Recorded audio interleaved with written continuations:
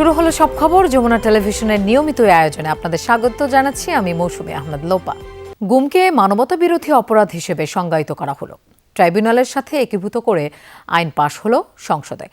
বিলটি পাশের পর আইনমন্ত্রী বলেন, যারা গুমের বিচার নিয়ে সন্দিহান তাদের বিলটি পড়ে দেখা উচিত। বিলটি নিয়ে আপত্তি না থাকা সত্ত্বেও এসব কথা বলায় আইনমন্ত্রীকে সতর্ক করেন সংসদের স্পিকার। আমি এখন মাননীয় আইন, বিচার ও সংসদ বিষয়ক মন্ত্রী জনাব সংসদের শুরুতে আলোচনা হয় জনগুরুত্বপূর্ণ বিষয়ে মনোযোগ আকর্ষণ ও গৃহীত নোটিশের উপর। এরপরে আইন প্রণয়ন কার্যাবলী। আইনমন্ত্রী Mohammad Asaduzzaman international crime tribunal amendment 2026 সংসদে উত্থাপন করেন। এর সময় কার্যবিধিতে না থাকলেও বিলটি নিয়ে কথা বলা দরকার বলে জানান আইনমন্ত্রী। যারা গুমের আইন নিয়ে আমরা গুম চাচ্ছি না, গুমের বিচার চাচ্ছি না বলছেন, তাদের জন্য বলছি এই আইনটা ভালো করে পড়ে দেখবেন। যে গুমটা ক্রাইম এগেনস্ট হিউম্যানিটিতে ছিল না, গুমটা ক্রাইম এগেনস্ট হিউম্যানিটির মধ্যে আমরা অন্তর্ভুক্ত করে গুমের ব্যাপারে আমরা যে বিচার করতে বদ্ধপরিকর সেইটারই একটি ডেমনস্ট্রেশন এই আইনের মধ্যে আমরা এনেছি মাননীয় স্পিকার। পরে সর্বসম্মতিক্রমে পাশ হয় বিলটি। যারা এই প্রস্তাবের পক্ষে আছেন তারা হ্যাঁ বলুন, যারা এই প্রস্তাবের বিপক্ষে আছেন তারা না বলুন। সর্বসম্মতিক্রমে হ্যাঁ জয়যুক্ত হয়েছে, হ্যাঁ জয়যুক্ত হয়েছে, হ্যাঁ জয়যুক্ত হয়েছে। এরপর পয়েন্ট অফ অর্ডারে বিরোধী দলীয় নেতা আইন পাশের সময় গুম নিয়ে কথা বলাকে অনাহুত বলে উল্লেখ করেন। এই বিলটি পাশ করা প্রসঙ্গে মাননীয় আইনমন্ত্রী যে কথাগুলো বলেছেন, আমার কাছে এটা অনাহুত এবং এইটার সাথে আমি এটাকে সম্পৃক্ত মনে করি না। এই অংশটা না বললেই ভালো হতো। ওই নির্দিষ্ট সময় যখন আসবে তখন আলোচনায় আমরা অংশগ্রহণ করব। এখানে এই ব্যাপারে আর কিছু বলতে চাচ্ছি না। পরে আইনমন্ত্রীর দৃষ্টি আকর্ষণ করেন স্পিকার হাফিজ উদ্দিন আহমদ। মাননীয় আইনমন্ত্রী, এই সম্পর্কে তো কেউ আপত্তিও দেয় নেই।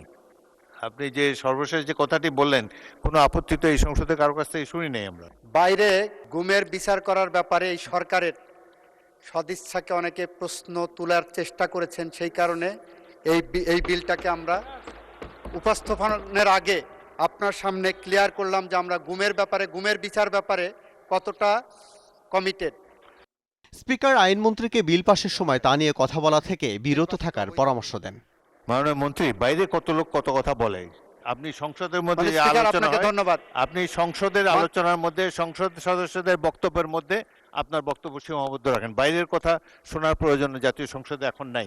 এখানে আইন অনুযায়ী, বিধি অনুযায়ী আল আমিন হক অহন, যমুনা নিউজ, ঢাকা। ধন্যবাদ। এ ব্যাপারে নতুন করে গুম অধ্যাদেশের প্রয়োজনীয়তা ছিল না, এটি বাতিল করে ট্রাইব্যুনাল আইনে একীভূত করা যথার্থ হয়েছে বলে মন্তব্য করেছেন চিফ প্রসিকিউটর আমিনুল ইসলাম। এদিকে জুলাই আন্দোলনে চট্টগ্রামের ছাত্রদল নেতা ওয়াসিম আকরাম সহ 6 জনকে হত্যা মামলায় সাবেক মন্ত্রী হাসান মাহমুদ, মহিবুল হাসান চৌধুরী, নফেল সহ 18 জনের বিরুদ্ধে গ্রেফতারি পরোয়ানা জারি করেছেন ট্রাইব্যুনাল। আওয়ামী লীগ শাসনামলে ভিন্ন মত দমনে গুমের অভিযোগ রয়েছে রাষ্ট্রীয় গোয়েন্দা সংস্থা ও আইন শৃঙ্খলা রক্ষাকারী বাহিনীর বিরুদ্ধে। 5 আগস্টের পর গুমের সাথে জড়িত সেনা কর্মকর্তাদের বিচার শুরু হয় ট্রাইব্যুনালে। অন্তর্বর্তী সরকারের সময়ে গুমের বিচারে আলাদা গুম অধ্যাদেশ প্রণয়ন করা হলেও সংসদে এটি হুবহু পাশ না করে সংশোধনের কথা বলছিল সরকার দল থেকে। তবে মঙ্গলবার গুম অধ্যাদেশ বাতিল করা হয়, সেই সাথে গুমকে অন্তর্ভুক্ত করে আন্তর্জাতিক অপরাধ ট্রাইব্যুনাল সংশোধন বিল পাশ হয় সংসদে। ক্রাইম এগেনস্ট হিউম্যানিটির ডেফিনেশনের মধ্যে গুমকে অন্তর্ভুক্ত করা হয়েছে। গুমের বিচারকে সঠিক পথে নিয়ে যাওয়ার জন্য আমরা গুমকে একটি মানবতা বিরোধী অপরাধ হিসেবে ডিফাইন করেছি। সেই কারণে মাননীয় স্পিকার, যারা গুমের আইন নিয়ে আমরা গুম চাচ্ছি না, গুমের বিচার চাচ্ছি না বলছেন, তাদের জন্য বলছি এই আইনটা ভালো করে পড়ে দেখবেন। ট্রাইব্যুনাল আইনের সাথে গুমের বিষয়টি একীভূত করাকে যথার্থ বলে মন্তব্য করেছেন চিফ প্রসিকিউটর আমিনুল ইসলাম। বলেন, ট্রাইব্যুনাল আইনে গুমের বিচার সম্ভব। এই গুম অধ্যাদেশটা আমার কাছে মনে হচ্ছে যে এই গুম অধ্যাদেশটা একটা অপ্রয়োজনীয় আইন ছিল। গুম হওয়ার ক্ষেত্রে যে অপরাধটা, মানে গুম অধ্যাদেশের আওতাধীন যে অপরাধটা ছিল, সেটা ইতোমধ্যেই আমাদের আইনে সেটা সংবিধিবদ্ধ ছিল। তো আমাদের আইনে যে গুমের অভিযোগ বিচারের এখতিয়ার ছিল, সেখানে আবার আরেকটা আইন করে আরেকটা ট্রাইব্যুনাল গঠন করার প্রয়োজনীয়তা ছিল বলে আমার কাছে মনেই হয়নি। এদিকে গুমের ঘটনায় ট্রাইব্যুনালের প্রসিকিউশনে দেয়া মায়ের ডাকের 101টি অভিযোগের বিষয়ে দ্রুত কাজ করা হবে বলে জানায় চিফ প্রসিকিউটর। এটা খুব সহজসাধ্য ইনভেস্টিগেশন না, একটু জটিল এবং অনেকগুলো গোপনীয় জিনিস আমাদেরকে ইনভেস্টিগেশনে বের করে নিয়ে আসতে হবে, সময় সাপেক্ষ বিষয়। আমরা দৃশ্যমান কার্যক্রম গতকালকে থেকে আমরা শুরু করেছি। মায়ের ডাকের প্রত্যেকটা ইনভেস্টিগেশন আমরা ইন্ডিভিজুয়ালি করব এবং আশা করি ইনশাল্লাহ আগামী 1 মাসের মধ্যে একটা উল্লেখযোগ্য অগ্রগতি ইনশাল্লাহ আপনাদেরকে আমরা দেখাতে পারবো। এদিকে জুলাই আন্দোলনে চট্টগ্রামের ছাত্রদল নেতা ওয়াসিম আকরাম সহ 6 জনকে হত্যায় 22 আসামির বিরুদ্ধে অভিযোগ আমলে নেয় ট্রাইব্যুনাল। একই সাথে পলাতক আসামি সাবেক মন্ত্রী হাসান মাহমুদ, সাবেক প্রতিমন্ত্রী মহিবুল হাসান চৌধুরী, নওফেল সহ 18 জনের বিরুদ্ধে গ্রেফতারি পরোয়ানা জারি করা হয়। এই আসামিদের বিরুদ্ধে পর্যাপ্ত সাক্ষ্য প্রমাণ আমরা পেয়েছি এবং আমরা বিশ্বাস করে আশা করছি যে আমরা সাক্ষ্য প্রমাণ দিয়ে তাদের বিরুদ্ধে যে আজকের আনিত চার্জ আমরা যথাযথভাবে সেটি আমরা ট্রাইব্যুনালে প্রতিষ্ঠা করতে পারবো। এ মামলায় সাবেক এমপি এবিএম ফজলে করিম চৌধুরী সহ 4 জন গ্রেফতার হয়ে কারাগারে আছেন।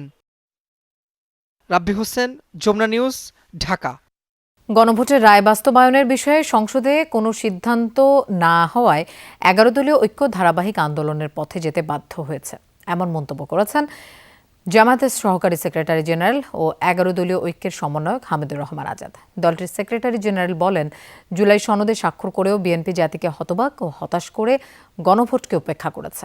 সংবিধানের দোহাই দিয়ে সরকার শুভঙ্করের ফাঁকি দিচ্ছে বলেও মন্তব্য করেন তিনি। কর্মসূচি ঘোষণায় মাওলানা মামুনুর হক বলেন, আওয়ামী লীগের মতো ফ্যাসিবাদ কায়েম করতে বিএনপি সরকার সবকিছু করে যাচ্ছে। মগবাজার আলফালাহ মিলনায়তনে বৈঠক করেছে জামাত নেতৃত্বাধীন 11 দলীয় ঐক্য। সংবিধান সংস্কার পরিষদের অধিবেশন আহ্বান করে গণভোটের রায় বাস্তবায়ন সহ জ্বালানি সংকট নিরসনের দাবিতে এই বৈঠক করে তারা। বৈঠক শেষে আনুষ্ঠানিক সংবাদ সম্মেলনের শুরুতে জোট সমন্বয়ক হামিদুর রহমান আজাদ বলেন, বিএনপি গণভোটের রায় উপেক্ষা করে 11 দলকে রাজপথে যেতে বাধ্য করছে। আর বাংলাদেশ খেলাফত মজলিসের আমির মাওলানা মামুনুল হক বলেন, জন আকাঙ্ক্ষা পূরণ না করে একদলীয় শাসন ব্যবস্থা কায়েম করার পথে হাঁটছে বিএনপি। যেই ফ্যাসিবাদকে বাংলাদেশের মানুষ অনেক সংগ্রাম, অনেক রক্ত, অনেক লড়াই, অনেক জীবনের মাধ্যমে বিতাড়িত করেছিল, বর্তমান সরকারের কার্যক্রম আমাদেরকে আবার শঙ্কিত করে তুলছে যে তারা আবার ভিন্ন রূপে সেই ফ্যাসিবাদকেই বাংলাদেশে ফিরিয়ে আনতে চায়। আমরা রাজপথের ধারাবাহিক আন্দোলন সিদ্ধান্ত নিয়েই মাঠে নেমেছি। আজকের এই আলোচনার প্রেক্ষিতে আগামী দিনের যে আন্দোলন এবং এই আন্দোলনের যে কর্মসূচি আজকের বৈঠকে সিদ্ধান্ত নেওয়া হয়েছে। ব্রিফিংয়ে জামাতের সেক্রেটারি জেনারেল অধ্যাপক মিয়া গোলাম পরোয়ার বলেন, গণভোট নিয়ে সংকট বিএনপি তৈরি করেছে, তাই এই সংকট তাদেরই সমাধান করতে হবে। যে সংকট পার্লামেন্টে সমাধান করা সম্ভব, যে বিতর্ক এখানে নিষ্পত্তি করা সম্ভব, সেটাকে যদি ওনারা রাজপথে ঠেলে দিতে চান তো আমাদের তো ইউ হ্যাভ নো ওয়ে, আমাদের তো আর কোনো পথ থাকবে না। সরকারি দলের সংখ্যাগরিষ্ঠতার কাছে যদি জনরায় তুচ্ছ হয়, গৌণ হয়, উপেক্ষিত হয়, তাহলে আমাদের আর কোনো পথ নেই। আমাদের যে জনগণ রায় দিয়েছে আমাদের সেই জনগণের কাছেই যেতে হবে। দাবিসমূহ বাস্তবায়নে আগামী 9 এপ্রিল থেকে ধারাবাহিক কর্মসূচি ঘোষণা করেছে 11 দলীয় ঐক্য। জনসচেতনতা তৈরি করার জন্য 11 দলের পক্ষ থেকে লিফলেট বিতরণ করা হবে আগামী 9 এপ্রিল। শামীম রেজা, যমুনা নিউজ, ঢাকা। হামের প্রকোপে এবার ভয়াবহ স্বাস্থ্য ঝুঁকিতে শিশুরা। আক্রান্ত রোগীদের নিউমোনিয়া, ডায়রিয়ার মতো রোগের ঝুঁকি বেড়ে যায়। সংক্রমণ গড়াতে পারে এনক্যাফেলাইটিস বা মস্তিষ্ক প্রদাহে।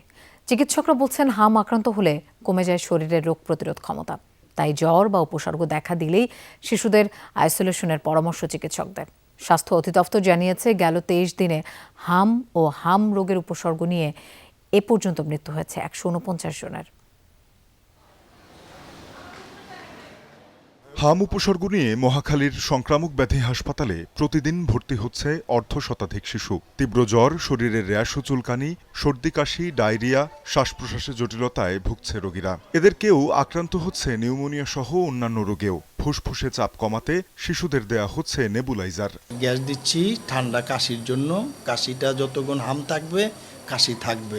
কোনো আশা দিছিল না যে বাঁচবো, অনেক শ্বাসকষ্ট হচ্ছিল, তারপর সারা মুখ ঘাও হয়ে গেছিল, গলার ভিতরে ঘাও হয়েছিল, নাকের ভিতরে ঘাও হয়েছিল।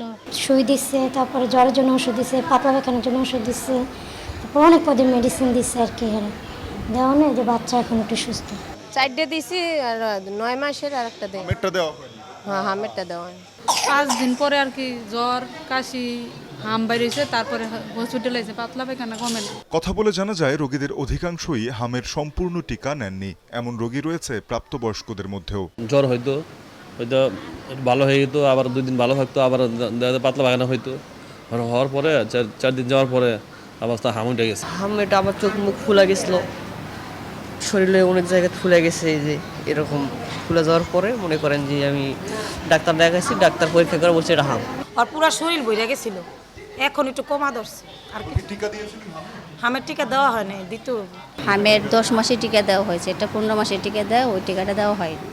গত কয়েক বছর টিকাদানে অনিয়মের কারণে এবার হামের প্রাদুর্ভাব হলেও চিকিৎসকরা জানান শিশুদের প্রাণহানির কারণ ভিন্ন।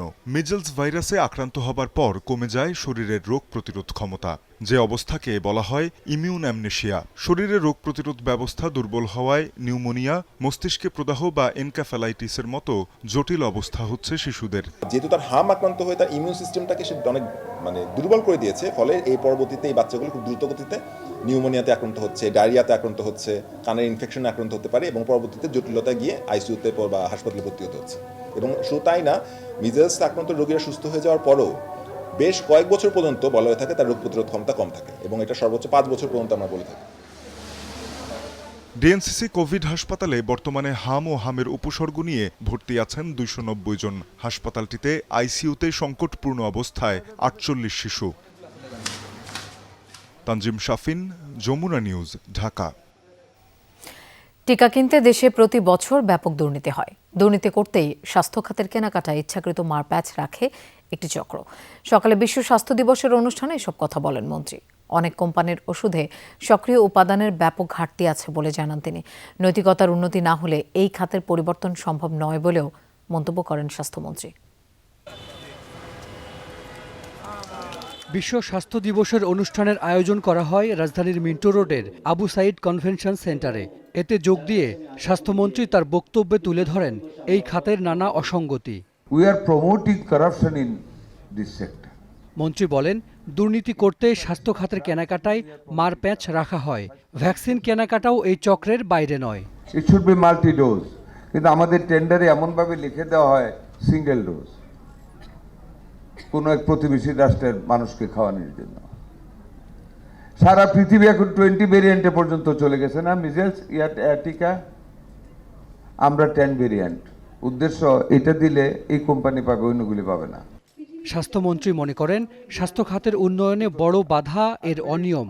স্বাস্থ্যকর্মী, ওষুধ কোম্পানি ও প্রশাসন সবার নৈতিকতার চর্চা ছাড়া বদলাবে না স্বাস্থ্য খাত। আমাদের অনেক কেনাকাটা হয় স্বাস্থ্যের জন্য, সেইখানে অনেক মারপ্যাচ থাকে দুর্নীতি করার জন্য। তো এটাও তো স্বাস্থ্য দিবসে আলোচনা হওয়া উচিত। এগুলি কেউ বলবেন না আপনারা? এভাবে দৌড়াদৌড়ি করে লাভ হবে না। We should close the corruption hole in the departmental buy and sell, যেটা আমরা এখনো সাকসেসফুল হতে পারিনি। আশা করি at the start of the next financial year we shall bring 100% closure of corruption in health ministry. অনেক কোম্পানির ওষুধে সক্রিয় উপাদানের ঘাটতি আছে, তারপরও তাদের কার্যক্রম চলমান, এ কথা উল্লেখ করে মন্ত্রী বলেন, বিপরীতে অনেক ভালো কোম্পানির অগ্রগতি বাধাগ্রস্ত করা হচ্ছে। টেস্টিং রিপোর্ট দেখেছি, যা ইনগ্রেডিয়েন্টস থাকার কথা তার চেয়ে 70% কম। হাসান মিসবা, যমুনা নিউজ, ঢাকা। রাজধানীতে জ্বালানি সংকটের প্রভাব এখন সরাসরি পড়ছে মানুষের দৈনন্দিন জীবনে। ঘন্টার পর ঘন্টা পাম্পে লাইনে দাঁড়িয়ে থাকতে হচ্ছে, ফলে ব্যাহত হচ্ছে কাজ, কমছে আয়, এলোমেলো জীবনের ছন্দ। কিছু কিছু পাম্পে জ্বালানি সরবরাহ আগের মাসের চাইতে খানিকটা বাড়লেও তা এখনও অপর্যাপ্ত। আপাতত না বাড়লেও পরিস্থিতি আরও খারাপ হলে জ্বালানির দাম সমন্বয়ে সরকার বাধ্য হবে বলে জানিয়েছেন প্রধানমন্ত্রীর উপদেষ্টা ডাক্তার জাহিদুর রহমান। বেসরকারি চাকরিজীবী জহিরুল ইসলাম কেরানীগঞ্জ থেকে রাজধানীর পরিবাগে মোটরসাইকেলের জন্য জ্বালানি নিতে সকাল 6টায় লাইন ধরেন। প্রায় 4 ঘন্টা পর তেল পেলেও ততক্ষণে অফিসের জন্য দেরি হয়ে গেছে। এখন এই যে আজকে যদি কিছু তেল পাই হয়তো বা আবার 4-5 দিন চলা যাব, এই জন্য আর কি একদিন না করে দিছি যে আজকে আসতে পারব না, তো কষ্ট হইব, আর কি করার আছে। বেশ কয়েকদিন ধরে পেট্রোল পাম্পে রাত থেকেই লাইনে দাঁড়াচ্ছেন অনেকে।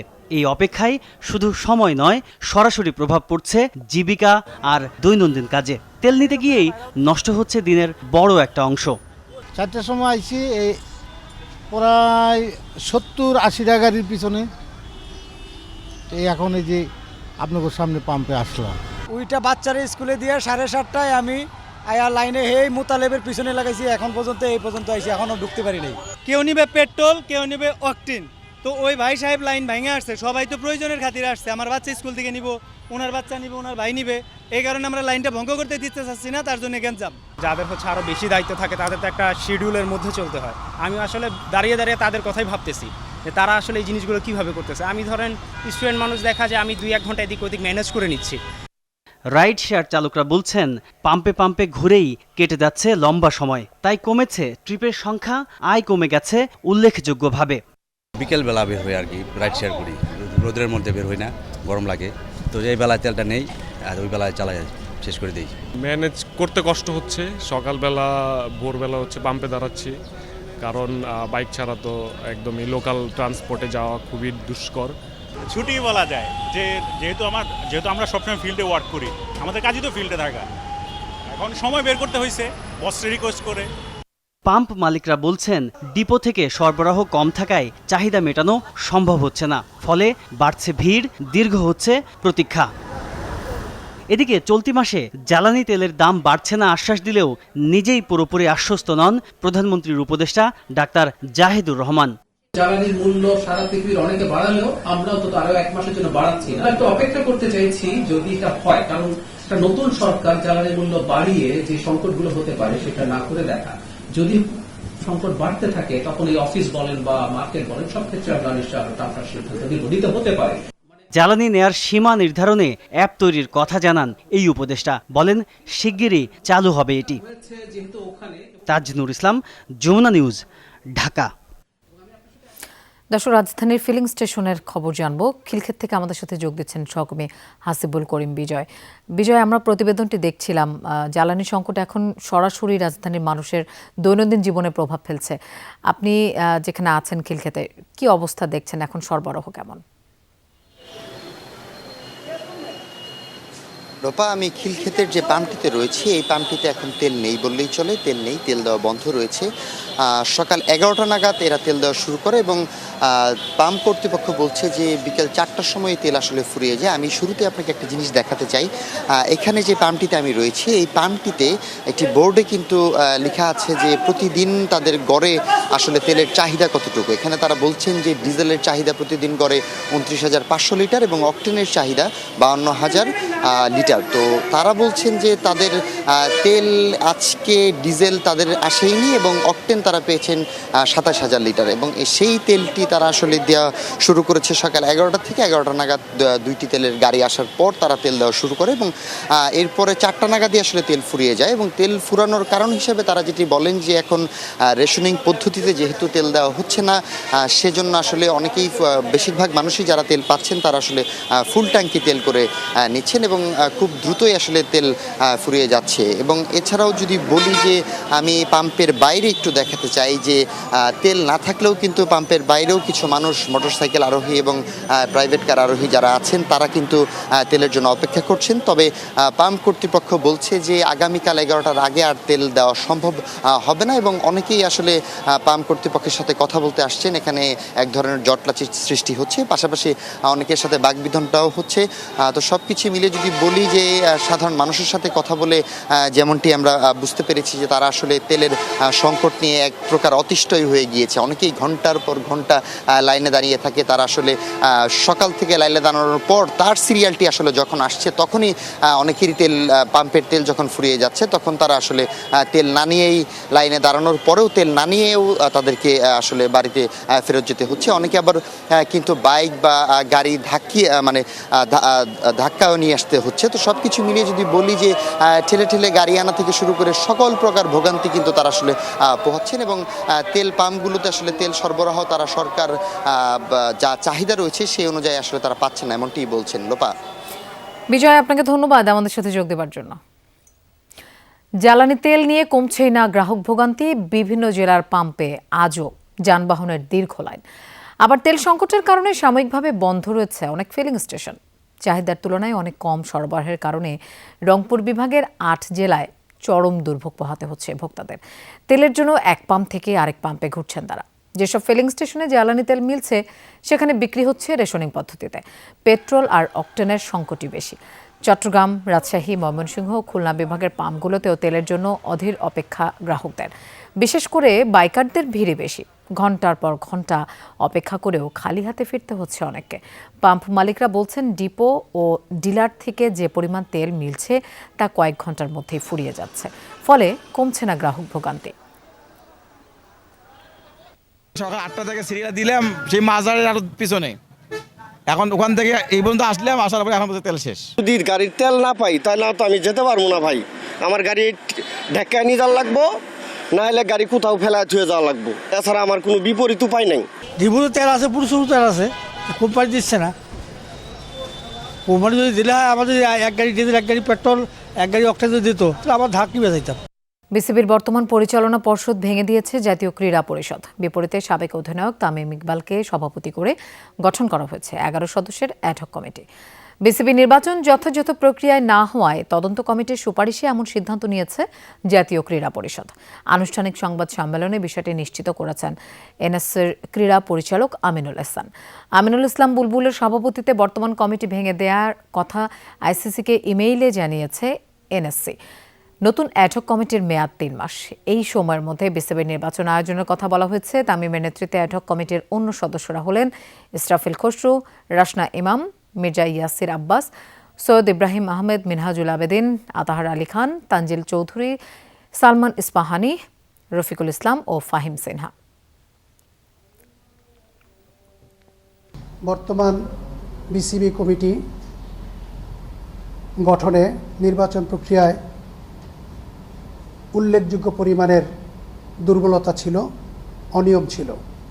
সেই প্রেক্ষিতে জাতীয় ক্রীড়া পরিষদ ইতিমধ্যেই বিশ্ব ক্রিকেট নিয়ন্ত্রণ সংস্থা আইসিসির নিকট একটি ইমেল পাঠিয়েছে। সেই ইমেলে এই কমিটিকে ভেঙে দেওয়ার সিদ্ধান্ত জানানো হয়েছে। একই সাথে একটি 11 সদস্য বিশিষ্ট অ্যাডহক কমিটি গঠনের কথাও জানানো হয়েছে।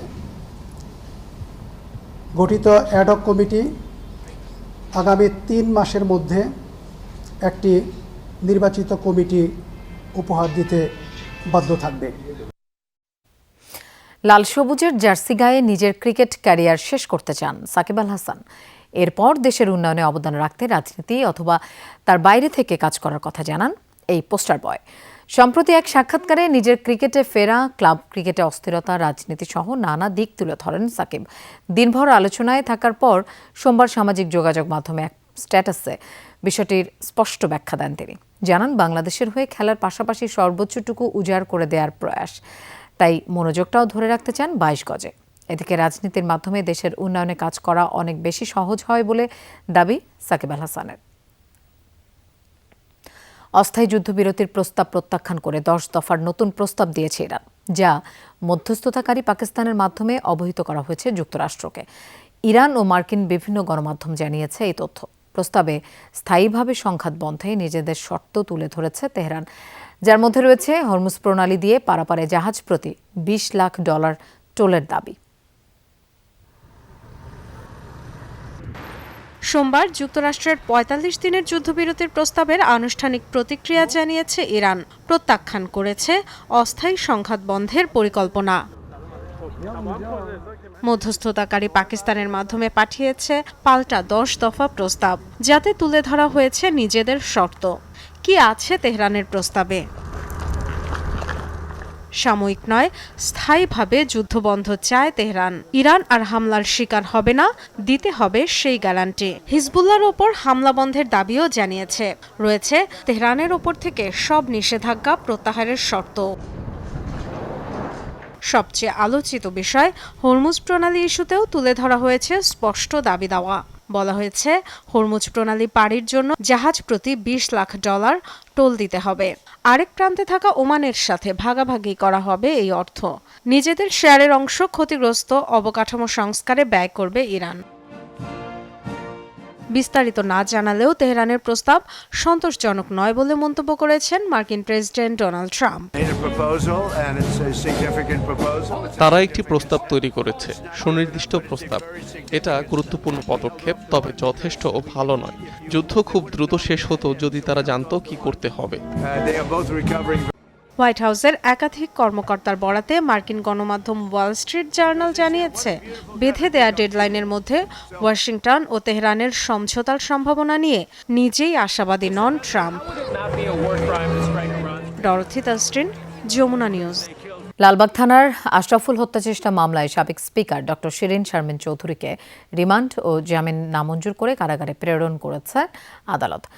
মঙ্গলবার ভোরে গ্রেফতারের পর তাকে দুপুরে আদালতে হাজির করা হয়। হত্যাচেষ্টা মামলায় শিরিন শারমিনের গ্রেফতার নিয়ে আসামিপক্ষ আপত্তি তুললেও রাষ্ট্রপক্ষ বলছে সুনির্দিষ্ট অভিযোগের ভিত্তিতেই তাকে গ্রেফতার দেখানো হয়েছে। শেখ হাসিনা সরকার পতনের পর পদত্যাগ ও গা ঢাকা দেওয়ার পর আলোচনায় আসেন অজ্ঞাত স্থান থেকে পাসপোর্ট সংগ্রহ নিয়ে যমুনা টেলিভিশনের প্রতিবেদনে।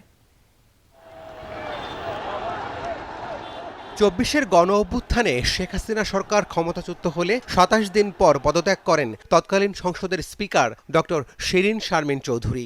এ সময়ে অনেক আওয়ামী লীগের নেতাকর্মীরা পালিয়ে গেলেও গা ঢাকা দেন তিনি। আলোচনায় আসেন অজ্ঞাত স্থান থেকে পাসপোর্ট সংগ্রহের চেষ্টায়। এ নিয়ে যমুনা টেলিভিশন অনুসন্ধানী রিপোর্ট প্রচার করলে নড়েচড়ে বসে প্রশাসন, বাতিল হয় পাসপোর্ট প্রক্রিয়া। পাসপোর্ট ইস্যু হয়েছে কিনা দেখেন। হ্যাঁ। সাবেক স্পিকারকে মঙ্গলবার ভোরে আটক করে ঢাকা মহানগর গোয়েন্দা পুলিশ। ডিবি পুলিশ জানায়, ধানমন্ডির একটি বাসা থেকে আটকের পর তাকে নেওয়া হয় মিন্টো রোডে। পরে জুলাই হত্যাচেষ্টা মামলায় তাকে গ্রেফতার দেখানো হয়। তাকে রাত 4টার পরে তার ধানমন্ডি থেকে গ্রেফতার করা হয়েছে এবং 5টার দিকে ডিবি হেফাজতে নিয়ে আসা হয়েছে এবং ডিএমপির বনানী, উত্তরা, যাত্রাবাড়ি, লালবাগ, বাড্ডা এই সকল থানায় তার বিরুদ্ধে মামলা আছে। মঙ্গলবার দুপুরে তাকে আদালতে হাজির করে 2 দিনের রিমান্ড চায় পুলিশ। এ সময় আদালত তার জামিন ও রিমান্ড নামঞ্জুর করে কারাগারে পাঠানোর নির্দেশ দেন। জুলাই আন্দোলনে কোনো ভূমিকা রেখেছে কি, তেমন কোনো আপনাদের কাছে প্রমাণ আছে কি? এই ঘটনার সঙ্গে পরিকল্পনাকারী রয়েছে, ষড়যন্ত্রকারী রয়েছে, আর্থিকভাবে সহায়তাকারী রয়েছে এবং যারা প্রত্যক্ষভাবে তারা অংশগ্রহণ করেছে, সবাই একই হত্যা, ষড়যন্ত্র, পরিকল্পনা, অর্থ সহায়তা সরাসরি তারা অংশগ্রহণকারী প্রত্যেকেই অভিযোগে অভিযুক্ত। অতএব শিরিন শারমিন চৌধুরী সে পরিকল্পনা এবং ষড়যন্ত্রের সঙ্গে সম্পূর্ণভাবে সে জড়িত। শুনানিতে নারী ও সাবেক স্পিকার হওয়ার কারণ দেখিয়ে শিরিন শারমিন চৌধুরীর জামিন আবেদন করেন তার আইনজীবীরা। বিজ্ঞ আদালতে আমরা বলেছি যে সংবিধানের 74 ধারা মূলে উনি যখনই স্পিকার হিসেবে শপথ নিয়েছেন, ওনার সমস্ত রাজনৈতিক সম্পৃক্ততা অফ হয়ে গিয়েছে। উনি একজন নিরপেক্ষ ব্যক্তি ছিলেন, ওনার নামে এই পর্যন্ত কোনো ব্যাড রেকর্ড নাই এবং আগাগোড়া উনি একজন কমপ্লিট ক্লিন মানুষ এবং উনি প্রথমত নারী। এই মামলা ছাড়াও শিরিন শারমিন চৌধুরীর বিরুদ্ধে রাজধানী সহ সারা দেশে অন্তত 6টি মামলা রয়েছে। রাব্বি সিদ্দিকী, যমুনা নিউজ, ঢাকা। রায় সত্ত্বেও সংবিধান সংস্কারের শপথ না নিয়ে পুরনো পথে হাঁটছে বিএনপি।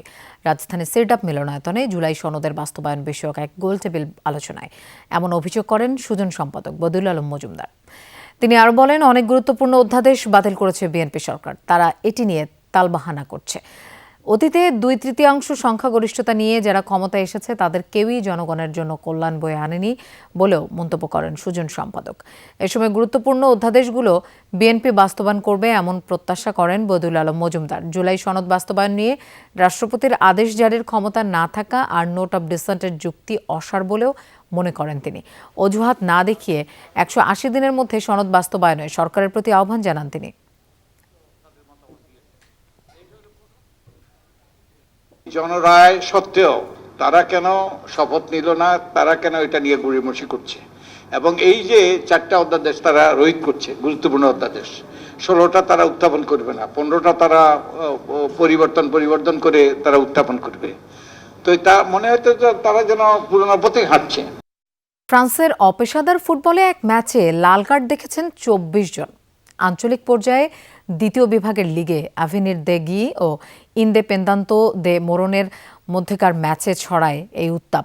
ফরাসি সংবাদ মাধ্যমগুলো জানিয়েছে চরম বিশৃঙ্খলায় রূপ নেয়া এই ম্যাচের দাঙ্গা থামাতে শেষ পর্যন্ত মাঠে নামতে হয় দেশের আধা সামরিক পুলিশ বাহিনীকে। নির্ধারিত 90 মিনিটের খেলা 2-2 গোলে ড্র হওয়ার পরই বাধে বিপত্তি। রেফারির শেষ বাঁশি বাজতেই শুরু হয় বিশৃঙ্খলা। দুই দলের সমর্থকদের কথা কাটাকাটি মুহূর্তেই রূপ নেয় গণমারামারিতে। এতে জড়িয়ে পড়েন ফুটবলার সহ তাদের অভিভাবকরাও। ম্যাচে অংশ নেয়া মোট 27 জন খেলোয়াড়ের মধ্যে 24 জনকে লাল কার্ড দেখান রেফারি। এর মধ্যে অ্যাভেনিরের 13 ও মোরনের ফুটবলার রয়েছেন 11 জন। ফরাসি ফুটবলের ইতিহাসে এমন গণ লাল কার্ড আগে কখনো দেখা যায়নি। ইরানে মার্কিন যুদ্ধবিমান ভূপাতিতের হওয়ার পর এয়ারম্যান নিখোঁজের তথ্য ফাঁসকারীদের বিরুদ্ধে আইনি ব্যবস্থা নেওয়ার হুমকি দিয়েছেন মার্কিন প্রেসিডেন্ট ডোনাল্ড ট্রাম্প। জানান, তথ্য ফাঁসকারীকে শনাক্তে কাজ করছে কর্তৃপক্ষ। জড়িতরা সূত্রের নাম প্রকাশ না করলে তাদের কারাদণ্ড হতে পারে বলে হুঁশিয়ারি দিয়েছেন ট্রাম্প। সংবাদ সম্মেলনে মার্কিন প্রেসিডেন্ট জানান, মার্কিন ভূখণ্ড থেকেই ফাঁস করা হয়েছিল এয়ারম্যান নিখোঁজের তথ্য। আর এই খবর প্রচারের পরই সতর্ক হয়ে যায় তেহরান, যা ঝুঁকির মুখে ফেলে আটকে পড়া মার্কিন ক্রুর জীবন। একই সাথে ব্যাহত হয় যুক্তরাষ্ট্রের উদ্ধার অভিযান। ইরান আগেভাগে এই বিষয়টি জেনে গিয়ে ওই ব্যক্তিকে খুঁজে বের করার চেষ্টা শুরু করে। নকল শব্দটি আপাতত নেই, তবে এর কিছুটা মডেল পরিবর্তন হয়েছে। সংসদের মাধ্যমে নকলের বিরুদ্ধে আইন পাশ হবে, এমনটা জানিয়েছেন শিক্ষামন্ত্রী ডক্টর আনম এহসানুল হক মিলন। দুপুরে বরিশাল সিটি কর্পোরেশনের সভাকক্ষে সাংবাদিকদের এসব কথা বলেন তিনি। শিক্ষকদের প্রসঙ্গ টেনে মন্ত্রী বলেন, শিক্ষকরা অবসর ভাতা কল্যাণ ট্রাস্ট 2022 সাল থেকে পাচ্ছেন না। তাদের 7,000 কোটি টাকা আত্মসাৎ করেছে বিগত সরকার। এই বিশাল অঙ্কের টাকা আসতে সামনের বাজেট পর্যন্ত অপেক্ষা করতে হবে। তেলের মূল্য বৃদ্ধির বিষয়ে শিক্ষামন্ত্রী বলেন, যুদ্ধের কারণে বিশ্ববাজারে জ্বালানি তেলের দাম বৃদ্ধি পেলেও জনগণের কথা ভেবে দাম বাড়ায়নি সরকার। এর আগে এসএসসি ও সমমানের পরীক্ষা সুষ্ঠু, সুন্দর ও নকলমুক্ত পরিবেশে অনুষ্ঠিত করার লক্ষ্যে জেলা শিল্পকলা একাডেমি মিলনায়তনের মত বিনিময় করেন শিক্ষামন্ত্রী।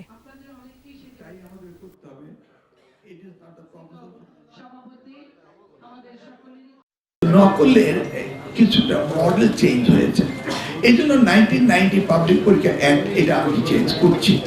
এটা আমি অলরেডি ক্যাবিনেট উত্থাপন করেছি। ওখান থেকে এসে এটা চলে যাবে সংসদের বিল আকারে আসবে এবং আইন পাস হবে। ফেসবুকে রাষ্ট্র ও সরকার বিরোধী পোস্ট দেওয়ার অভিযোগে ভোলায় আটক জামায়াত কর্মী বিবি সওদা জামিনে মুক্তি পেয়েছেন। ফৌজদারি কার্যবিধির 54 ধারায় তাকে গ্রেফতার দেখানো হয়েছিল। দুপুরে মুক্তি পান সওদা।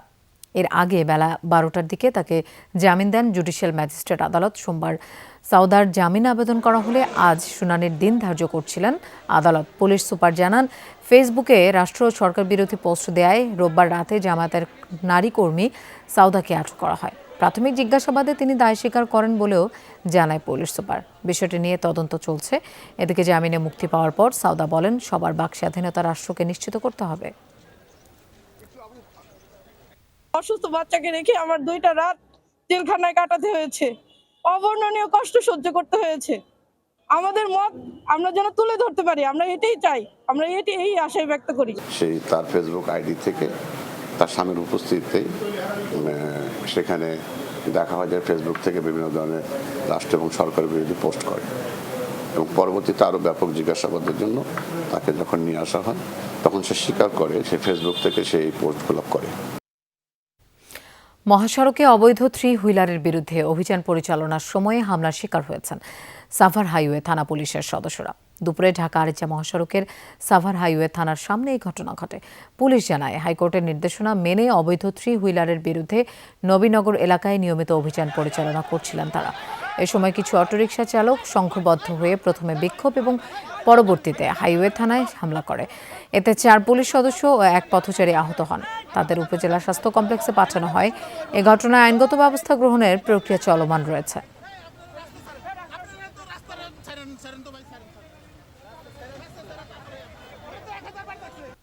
কিছু শৃঙ্খল অটো চালকেরা 40-50 জন এসে আমাদের থানার সামনে এসে বিক্ষোভ করতেছে। তখন এই স্থানীয় যারা ছিল, লোকজন ছিল, তারা এসে তাদের বোঝানোর চেষ্টা করছে। তার মধ্যে আমাদের 2-3 জন ফোর্স ছিল, তারা সিভিলে তাদের বোঝানোর চেষ্টা করছে, তাদের আক্রমণ করছে। আজকের সময় ম্যারাডোনা ফুটবল খেললে প্রতি মৌসুমে 1000 গোল করতেন, আর লিওনেল মেসি আগের সময় থাকলে হয়তো সেরাই থাকতেন। এক সাক্ষাৎকারে পুরনো আর নতুন দিনের ফুটবলের পার্থক্য করতে গিয়ে একথা জানান সাবেক ইতালিয়ান মিডফিল্ডার ডিনো বাজ্জো। তিনি বলেন, আগের চেয়ে এখন ফুটবল অনেক সহজ হয়ে উঠেছে। সেই সাথে এখনকার খেলোয়াড়দের মতো এত সুরক্ষাও নাকি দেয়া হতো না তখনকার ফুটবলারদের। ফুটবল বিশ্বের অত্যন্ত জনপ্রিয় এক খেলা। 80-এর দশক থেকে এখন পর্যন্ত প্রতিনিয়তই বদলাচ্ছে খেলাটির নিয়মকানুন। কখনো যুক্ত হচ্ছে VAR, কখনো কনকাশন প্রোটোকল, কখনো খেলোয়াড়দের ফিটনেস ও পুনর্বাসনে বৈজ্ঞানিক অগ্রগতি। অতীত আর বর্তমান এই 2 সময়ের ফুটবল বলতেই আমরা মূলত বুঝি ডিয়েগো ম্যারাডোনা আর লিওনেল মেসি। ঠিক একইভাবে পুরনো আর নতুন দিনের ফুটবলের পার্থক্য করতে গিয়ে ম্যারাডোনা ও মেসির মধ্যকার তুলনাও সামনে এনেছেন সাবেক ইটালিয়ান মিডফিল্ডার ডিনো বাজ্জো। আজকের সময় ম্যারাডোনা খেললে মৌসুমে 1000 গোল করত। নাপোলিতে থাকার সময় তাকে কতটা বাজেভাবে ফাউল করা হতো তা কল্পনাও করতে পারবেন না। আর তখনকার সময় মেসি খেললে সে হয়তো সমান উজ্জ্বলই থাকতো, কিন্তু তাকে পুরোপুরি ধ্বংস করে দেয়া হতো। আর এই কারণে আমি বলি, ম্যারাডোনাই সেরা, বিশ্ব ফুটবলের ঈশ্বর। স্প্যানিশ সংবাদ মাধ্যম AS-কে দেয়া সাক্ষাৎকারে তিনি জানিয়েছেন, এ সময় আর সে সময়ের ফুটবলের পার্থক্য। আমাদের সময় এখনকার খেলোয়াড়দের মতো এত সুরক্ষা দেয়া হতো না। তখন অনেক ডিফেন্ডার ইচ্ছা করেই স্টার্টস তুলে পায়ের পেছনে আঘাত করত। তারা সেটি বিনা দ্বিধাই করতে পারত। সময়টা বেশ কঠিন ছিল। আর এখনকার ফুটবল অনেক সহজ হয়ে গেছে। সবশেষ তিনি জানান, উন্নত চিকিৎসা বিজ্ঞান আর আধুনিক পিচ খেলোয়াড়দের কার্যকারিতা বাড়িয়েছে বহুগুণ, যার ফলে মেসি বা রোনালদোরা ক্যারিয়ারের পরন্ত বিকেলে এসেও অবিশ্বাস্য পারফরম্যান্স বজায় রাখতে পারছেন। Sanjana Ivy, Jamuna Sports. ইরানের শীর্ষ কমান্ডারদের হত্যাকাণ্ড ইরানি বাহিনীকে দমাতে পারবে না বলে মন্তব্য করেছেন দেশটির সর্বোচ্চ নেতা মুজতাবা খামেনি। গোয়েন্দা প্রধান মাজিদ খাদেমি নিহত হওয়ার পর এই মন্তব্য করছেন মুজতাবা খামেনি। তিনি বলেন, সত্যের পথে থাকা যোদ্ধা ও আত্মত্যাগী সশস্ত্র বাহিনীর সংকল্প ভাঙতে পারবে না শত্রু বাহিনী। IRGCর গোয়েন্দা প্রধান সম্পর্কে মুজতাবা খামেনি বলেন, মাজিদ খাদেমি ইরানের নিরাপত্তা, গোয়েন্দা ও প্রতিরক্ষা ক্ষেত্রে নীরবে নিষ্ঠার সঙ্গে কয়েক দশক কাজ করেছেন। তার এই বক্তব্য লিখিত বিবৃতি আকারে এসেছে। আয়াতুল্লাহ আলী খামেনির মৃত্যুর পর সর্বোচ্চ নেতার আসনে বসেন মুজতাবা, তবে এখনও জনসমক্ষে আসেননি তিনি। শরীয়তপুরের ভেদরগঞ্জে সীসা উৎপাদনের অবৈধ একটি কারখানা গুড়িয়ে দিয়েছে ভ্রাম্যমাণ আদালত। দুপুরে উপজেলার মহিষকান্দি এলাকায় এই অভিযান চালানো হয়। নির্বাহী ম্যাজিস্ট্রেট জানান, সুমন নামে এক ব্যক্তি পুরাতন ব্যাটারি সংগ্রহ করে সেগুলো থেকে সীসা বের করে বিভিন্ন কোম্পানিতে বিক্রি করে আসছিল। কিছুদিন আগে অভিযান চালিয়ে কারখানাটি বন্ধ করে দেওয়ার পাশাপাশি তাকে জরিমানাও করা হয়। তবে এরপরও রাতের আঁধারে কারখানাটি চালিয়ে আসছিল সে। আজ কারখানাটি গুড়িয়ে দেওয়ার পাশাপাশি মামলা করার প্রস্তুতিও নিচ্ছে প্রশাসন। সাভারে তুরাগ নদের উপর রুস্তমপুর উত্তরা সেতু নির্মাণের দাবিতে মানববন্ধন ও বিক্ষোভ করছেন আশুলিয়া ইউনিয়নের হাজারো মানুষ। দুপুরে রুস্তমপুর খেয়াঘাটে কর্মসূচি পালিত হয়। স্থানীয়রা জানায়, ইউনিয়নটি বিএনপির শক্ত ঘাঁটি, তাই বিগত আওয়ামী লীগ সরকারের আমলে কোনো উন্নয়নের ছোঁয়া লাগেনি। ঝুঁকি নিয়ে নদী পারাপার হচ্ছে শিশু শিক্ষার্থী সহ এলাকার বাসিন্দারা। দ্রুত সময়ের মধ্যে সেতু নির্মাণে দৃশ্যমান উদ্যোগ নেওয়া না হলে কঠোর আন্দোলনের হুঁশিয়ারি দেওয়া হয় বিক্ষোভ কর্মসূচি থেকে। B2B রোড শো এবং নেটওয়ার্কিং ইভেন্টের মাধ্যমে বাংলাদেশের সঙ্গে পর্যটন সম্পর্ক জোরদার করল শ্রীলঙ্কা। সোমবার ঢাকার একটি হোটেলে আয়োজনটি সফলভাবে সম্পন্ন করে শ্রীলঙ্কা পর্যটন প্রমোশন ব্যুরো। এর মাধ্যমে দুই দেশের পর্যটন খাতের অংশীজনদের মধ্যে ব্যবসায়িক সম্পর্ক আরও সুদৃঢ় হবে। প্রধান অতিথি ছিলেন বাংলাদেশ ট্যুরিজম বোর্ডের প্রধান নির্বাহী কর্মকর্তা নুজহাত ইয়াসমিন। এছাড়াও উপস্থিত ছিলেন বাংলাদেশে নিযুক্ত শ্রীলঙ্কার হাই কমিশনার ধর্মপাল উইরাক্কড্ডি সহ অন্যান্যরা। এ সময় দুই দেশের প্রতিনিধিরা অংশীদারিত্ব, টেকসই পর্যটন এবং সাংস্কৃতিক বিনিময়ে নতুন দিগন্ত উন্মোচন করার প্রত্যাশা জানান। শিল্পনেতারা শ্রীলঙ্কায় ট্যুরিজম সম্প্রসারণে আগ্রহ প্রকাশ করেন। পাশাপাশি যৌথ ট্যুর প্যাকেজ এবং বাজার সম্প্রসারণ নিয়ে আলোচনা করেন তারা। বাংলাদেশের চক্ষু সেবা খাতের উন্নয়ন, সম্প্রসারণ ও আধুনিকায়নের লক্ষ্যে স্বাস্থ্য প্রতিমন্ত্রী professor doctor M A Muhith এর সঙ্গে 5 সদস্যের একটি অপটোমেট্রিস্ট প্রতিনিধি দল সৌজন্য সাক্ষাৎ করেন। প্রতিনিধি দলে ছিলেন doctor Gazi Riaz Rahman, Shahadat Hossain Delwar, S M Abdullah Al Mamun, Arman বিন আজিজ এবং এস এম মইনুল ইসলাম। বৈঠকে দেশের চক্ষু সেবার বর্তমান অবস্থা, ভবিষ্যৎ সম্ভাবনা এবং মানোন্নয়নে বিস্তারিত আলোচনা হয়। প্রতিনিধিরা প্রযুক্তি নির্ভর, সহজলভ্য এবং আন্তর্জাতিক মানসম্পন্ন চক্ষু সেবা নিশ্চিত করতে বিভিন্ন প্রস্তাবনা উপস্থাপন করেন। তারা উল্লেখ করেন, সঠিক নীতিমালা ও সমন্বিত উদ্যোগ গ্রহণের মাধ্যমে দেশের প্রান্তিক অঞ্চল পর্যন্ত উন্নত চক্ষু সেবা পৌঁছে দেওয়া সম্ভব। এ সময় স্বাস্থ্য প্রতিমন্ত্রী সরকারি, বেসরকারি ও পেশাজীবী সকল স্টেক হোল্ডারের সমন্বিতভাবে কাজ করার উপর গুরুত্ব আরোপ করেন এবং মন্ত্রণালয়ের পক্ষ থেকে সর্বাত্মক সহযোগিতার আশ্বাস প্রদান করেন। ধর্মীয় নানা আচার আয়োজনে চট্টগ্রামের ফটিকছড়িতে অনুষ্ঠিত হয়েছে সৈয়দ গোলামুর রহমান মাইজ ভান্ডারের বার্ষিক ওরস শরীফ। চট্টগ্রাম সহ দেশের বিভিন্ন অঞ্চল থেকে ভক্ত অনুরাগীরা এতে অংশ নেন। এই উপলক্ষে গাউসিয়া রহমান মাইনিয়া মঞ্জিলে মাহফিলে বক্তারা বিশ্বজুড়ে শান্তি প্রতিষ্ঠায় ইসলামের বাণী অনুসরণের আহ্বান জানান। এছাড়াও দুদিনব্যাপী কর্মসূচির মধ্যে ছিল খতমে কোরআন, তবারক বিতরণ, ওয়াজ মাহফিল। দেশ জাতির কল্যাণ কামনায় বিশেষ মোনাজাত করেন সৈয়দ শহীদ উদ্দিন আহমদ আল হাসানি। নির্ভুল হামলার জন্য ইরানকে ইসরায়েলের 55টি জ্বালানি এবং বিদ্যুৎ স্থাপনার তথ্য দিয়েছে রাশিয়া। গুরুত্বের বিচারে স্থাপনাগুলোকে 3 ক্যাটাগরিতে ভাগও করে দেয় মস্কো। তেহরানকে দেয়া রুশ গোয়েন্দা মূল্যায়নে বলা হয়েছে, প্রাইমারি টার্গেট হিসেবে চিহ্নিত কেন্দ্রগুলো ধ্বংস হলে ইসরায়েলের বিদ্যুৎ ব্যবস্থা পুরোপুরি ভেঙে পড়বে। রাশিয়ার সাথে যুদ্ধে থাকা ইউক্রেনের এক গোপন গোয়েন্দা প্রতিবেদনে এমন দাবি করা হয়েছে। পশ্চিমাদের চক্ষুশূল রাশিয়া ও ইরান পরস্পর দুই পরীক্ষিত বন্ধু। ইউক্রেন যুদ্ধে মস্কোকে হাজার হাজার ড্রোন দিয়ে সহায়তা দিয়েছে তেহরান। ইসরায়েল যুক্তরাষ্ট্রের সাথে এখন নিজেরাই করছে যুদ্ধ। বন্ধুর সহায়তার প্রতিদানই যেন দিচ্ছে রুশরা। নির্ভুল হামলার জন্য ইরানকে গোয়েন্দা তথ্য দিয়ে সহায়তা করছে দেশটি। ইউক্রেনের এক গোপন গোয়েন্দা প্রতিবেদনের বরাতে বিভিন্ন গণমাধ্যম বলছে, ইরানকে ইসরায়েলের 55টি জ্বালানি ও বিদ্যুৎ স্থাপনার তালিকা দিয়েছে রুশ গোয়েন্দারা। নির্ভুল হামলার জন্য এসব স্থাপনার খুঁটিনাটি তথ্য তুলে দেওয়া হয়েছে আইআরজিসির হাতে, যেগুলোকে গুরুত্ব বিবেচনায় ভাগ করা হয়েছে 3 ক্যাটাগরিতে। প্রথম স্তর বা প্রাইমারি টার্গেটের তালিকায় রাখা হয়েছে সবচেয়ে গুরুত্বপূর্ণ বিদ্যুৎ উৎপাদন কেন্দ্রগুলো। রুশ গোয়েন্দা মূল্যায়নে বলা হয়েছে, ইসরায়েল অন্য দেশ থেকে বিদ্যুৎ আমদানি না করায় প্রাইমারি টার্গেটগুলো বন্ধ করা গেলে দেশটির বিদ্যুৎ ব্যবস্থায় দীর্ঘস্থায়ী বিপর্যয় ঘটবে। ইউক্রেনের প্রতিবেদন আর বলা হয়েছে, মধ্যপ্রাচ্যের মার্কিন সামরিক ও গুরুত্বপূর্ণ স্থাপনাগুলোর স্যাটেলাইট ইমেজ বিশ্লেষণের প্রমাণ পাওয়া গেছে।